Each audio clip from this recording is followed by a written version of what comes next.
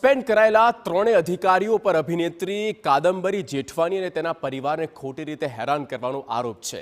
YSR Congress પાર્ટીના નેતા વિદ્યાસાગર પર અભિનેત્રી પર બનાવટી કેસ દાખલ કરવાનો આરોપ છે। આંધ્રની ચંદ્રબાબુ નાયડુની સરકારે ભૂતપૂર્વ ગુપ્તચર વડા પી સીતારામ અંજનેયુલુ, વિજયવાડાના ભૂતપૂર્વ પોલીસ કમિશનર કાંતિ રાણા ટાટા અને વિજયવાડાના તત્કાલીન ડેપ્યુટી કમિશનર ઓફ પોલીસ વિશાલ ગુન્નીને બરતરફ કર્યા છે। માત્ર આરોપોને આધારે આ ત્રણ આઈપીએસ અધિકારીઓએ કોઈપણ તપાસ અને પુરાવા વિના કાર્યવાહીનો આરોપ છે, જેમાં ડીજી રેન્કના અધિકારી પણ સામેલ હતા। વાયએસઆર કોંગ્રેસ નેતા વિદ્યાસાગરે અભિનેત્રી કાદંબરી પર ગેરકાયદે જમીન સંપાદન કરવા માટે ખોટા દસ્તાવેજો બનાવવા અને 5 લાખ પડાવવાના આરોપ લગાવ્યો।